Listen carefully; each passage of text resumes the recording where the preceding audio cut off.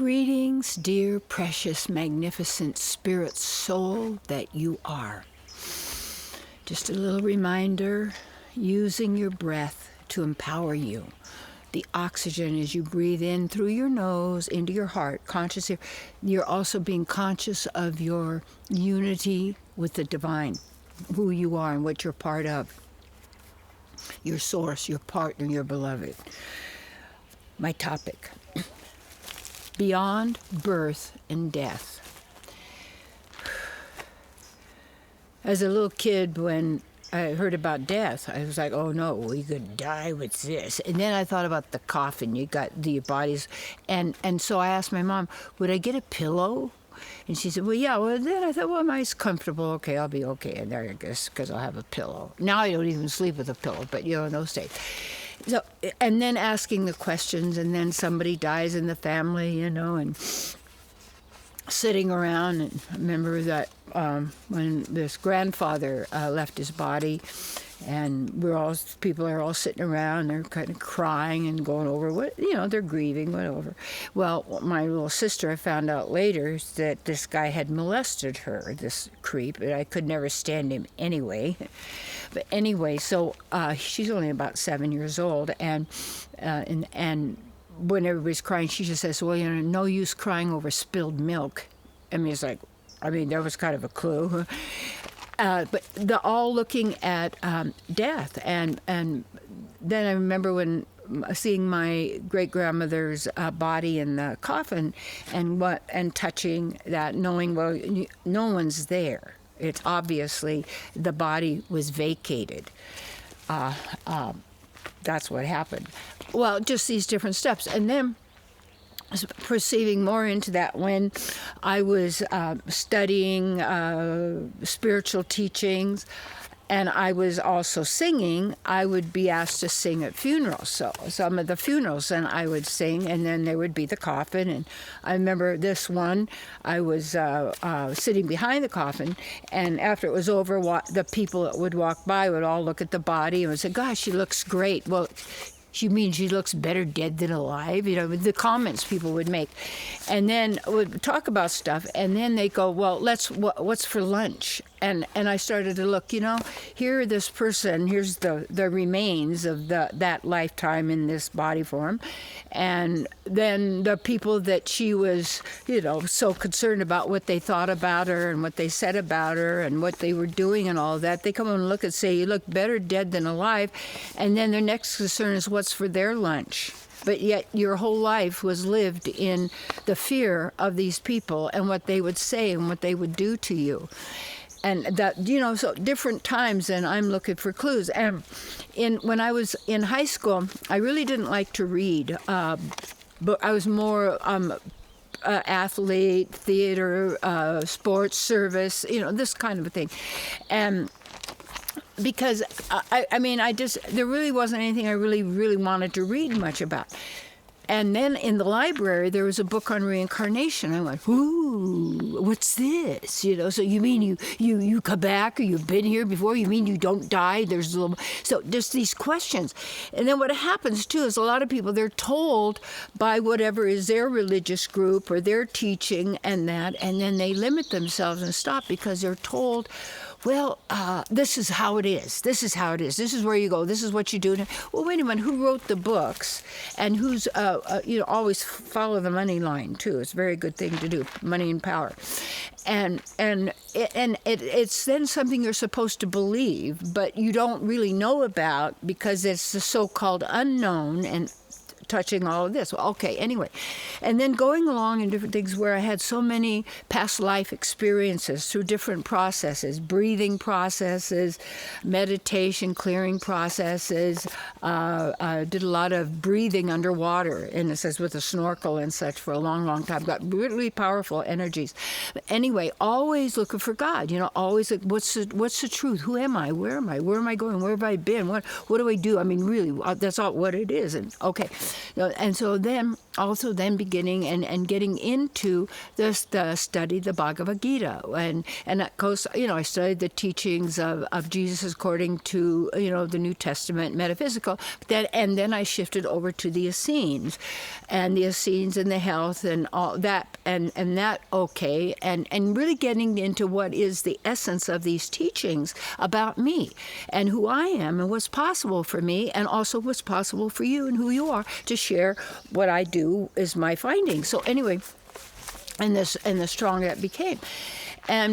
And what a lot of people do is they don't want to look because they're so afraid. They don't even want to look. They don't even want to know. They're just going to go along. They don't know. This is you. You have to be you and be proactive in who you are, because this is it. This is what happens to us and who we are.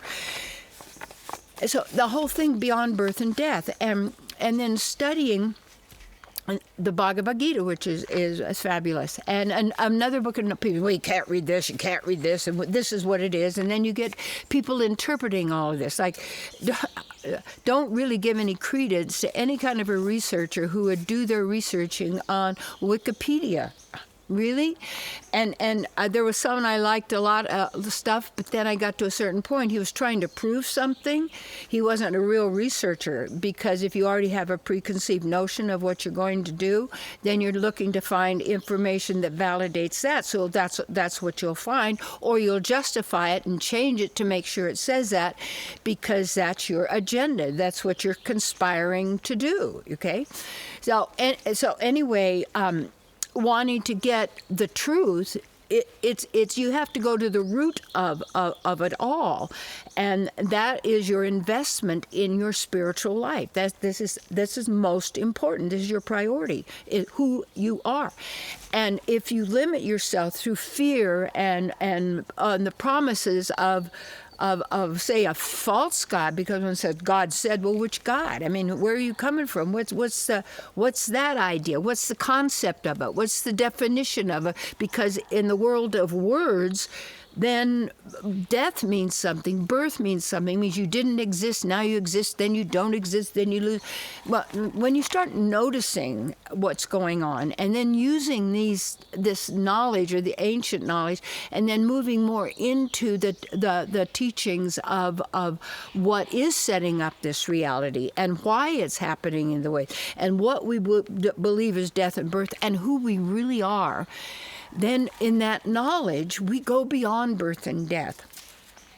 And yes, we can perceive that in this world, things start, just like, around there's, a lot more trees up here falling away and leaving their bodies, really, up at this place.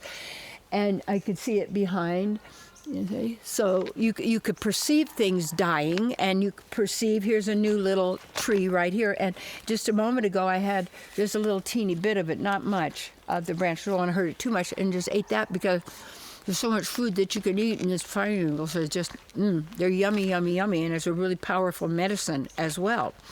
So you could perceive the birth and the young life and the death and all of this. It goes through, also I could see the body, the hands change and all of that.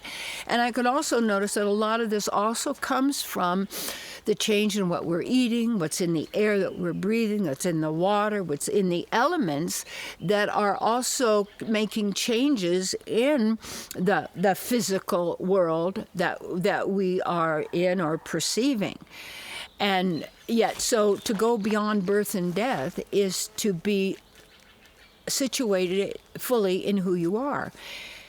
And that when you do that, at what you call death or leaving your body, you don't go outside to the light or to a tunnel or to someone else or to anybody saying, come over here and I'm going to tell you who you are and what you're going to do and what you got to go through and what you got handlers and all. And then they get all the programming that's going to tell you about what they're going to tell you what it is. So you get ready because you think it is, but you really don't know. And when you really do this work, you do know. And it is not what anyone says, it's not light or dark. It's not any of that. And it's always about you have never been anywhere except right now where you are. This is who you are. And from there, the more you're in who you are, and that's how you are then also perceiving from this, and you are experiencing who you are. And in this, you are take maximum advantage of this now. And this is it. You are it. Not this, but now is it. And when you're there is no birth or death. You witness, you go through, and yet when we identify that, we forget who we are. We're completely absorbed in a sense of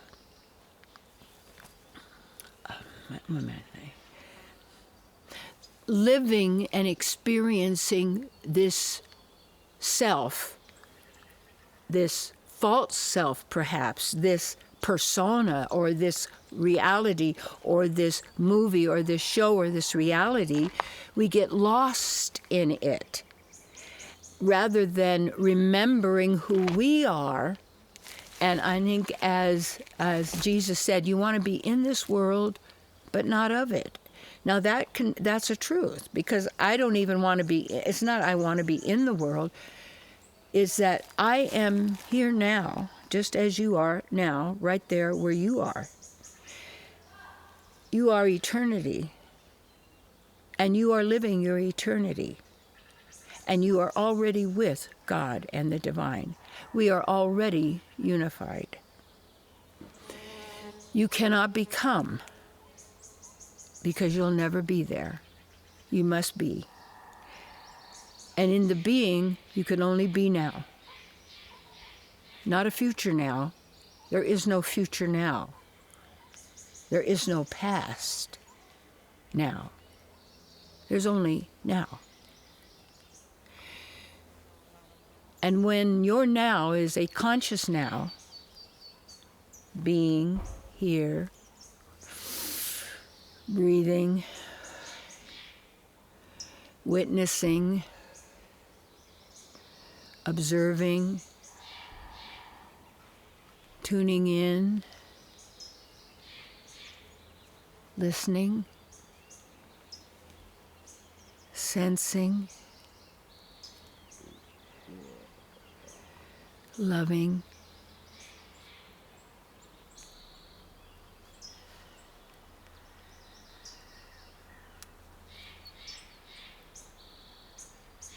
beyond birth and death to you.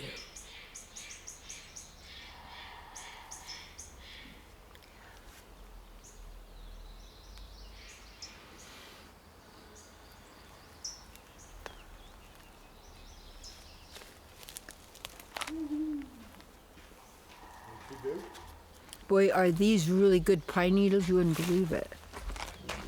Did you have some?